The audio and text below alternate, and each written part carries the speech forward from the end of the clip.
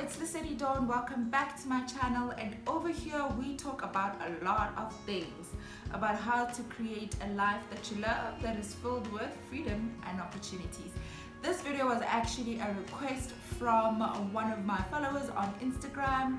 I had actually put out a post, a story to ask, let me know what videos you'd like for me to cover, and they wanted to get book reviews. So I thought instead of reviewing one book as I read it, because then that's just lengthy and we're not about that life. We want to jam pack some stuff so that you can decide and you can have options, right? So as you might have guessed it with the title of this video, we are going to be talking about 5 books that changed my life that I think will change your life too. So book number 1 I have with me, The Power. The Power is a book written by Rhonda Byrne. It's the same lady that wrote The Secret. This book is really cool. I read it years ago before I even knew about, the concept of manifestation, the law of attraction, and really just what I think affects my life. If that makes any sense, you just think your thoughts are your thoughts, and that's just that. This book is about the power of our thoughts and how our thoughts create our reality. It's really, really, really insightful, and I think many of us go through life just wondering why things are happening to us. Meanwhile, we're just having very negative thoughts. So you should watch the way you think, watch the way you behave, but it all starts with the mind. So this book is great because it allows you that switch mentally.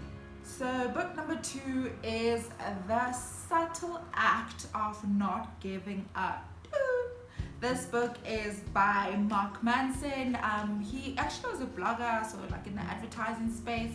So when this book came out, I was really, really excited because I've read some of his work before, so I really, really was looking forward to this book. So this book, right, is all about how there are only so many F's you can give in life, and if you give too many F's about things that don't really matter to you, you end up not having enough F's to give for things that matter to you. So you only have so many F's to give in life. Choose which things deserve your F's, as in like choose what you care about. One day you're just gonna die, so you want your life to obviously have mattered. So while you're still alive, choose to live your life in a thoughtful way and only give F's to the things that matter to you. Only care about the things that matter to you. It's a really, really easy book to read. I read it in 2019. I was on my way to Lesotho and back, so this was like my weekend book. Finished it that entire weekend. It was really, really, really fun to read. So it's a great book. Number 3 is The Alchemist by Paulo Coelho. Anyone that knows his work, you know how great of a writer he is. This book I read, when did I read this book? I think I read this book 2018, around the New Year's time. So yeah, 2018, and I was in a time space of my life where I was like searching for my purpose. So this book came at the right time. This book is about finding your treasure, and it basically follows this young boy on a journey to Africa, well, mostly Egypt, in search of his treasure.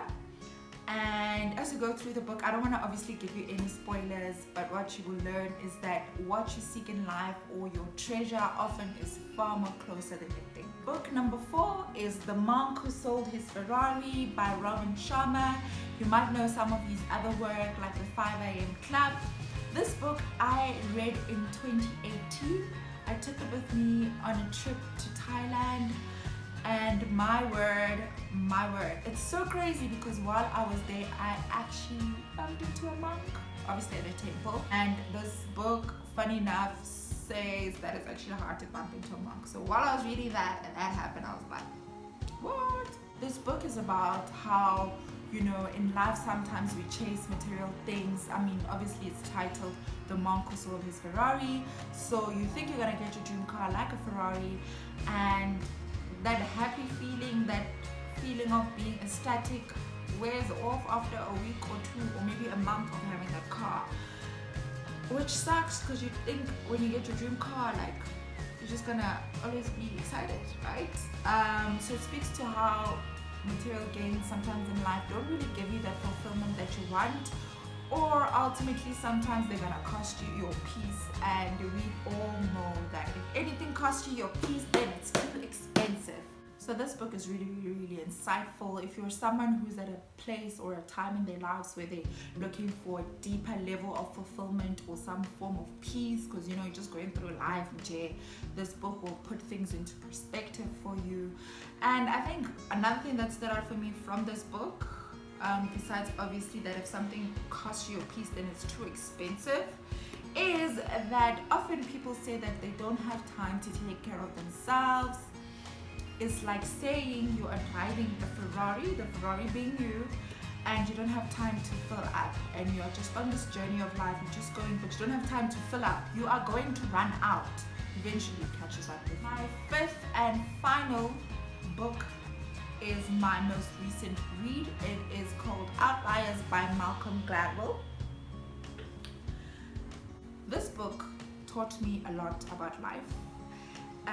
About how you can be born on the other side and you don't understand why life is not always in your favor, and often as human beings we just hope and hope and hope for a better life, but then this book goes on to explain why certain people succeed in life, or just the concept of like how the richer get richer and the poorer get poorer, and how to switch and change all of that. But also when you are more aware of the cards that you've been dealt in life, you then know how much of an effort you need to put in if you want a different life. The biggest take from this book is that you have to put in time if you want to be great at what you do. Malcolm says that you have to put in about 10,000 hours, and I did the math so that you don't have to, because I got you. 10,000 hours basically is about 3 years of work. It's about 3 years putting in 12 hours a day, 5 times a week for 3 years. Is about 10,000 hours. So if you, before you quit, before you say, you know what, I've given this a shot, it's not really for me. Often people quit like after 3 months of doing something, they're like, I guess it's not for me. Imagine if babies also had the same mindset and they're just like, I tried walking, it's not for me. You can't give up in life, but also you need to know what it takes for you to succeed. And the best way to do that is to be honest with yourself. Be honest about your background, where you are, know your skills, know your capacity, know your abilities, and then put in the work. Because the life that you want is not just going to come to you. Yes, we talk about freedom and opportunities here, but we also put in the work. So if you're going to take anything from this video, besides the 5 book recommendation, is to put in the work. Thank you so much for watching. That's it from me today. I hope that this video was very, very insightful. It was a recommendation from someone that follows me on Instagram. They wanted to know what books I could recommend, so I thought let's put one video together about books that have changed my life, that I also feel like if you were to read might also change or spark something in your life. Let me know out of all these 5 books which one stood out the most to you and which one you plan on reading. Don't forget to hit the like button if this video spoke to you, and also don't forget to switch on the bell. Press on the bell, because the bell lets you know the minute that I've put up a video, so that you never miss any of this great content. Thank you again for watching. If you're new, don't forget to subscribe.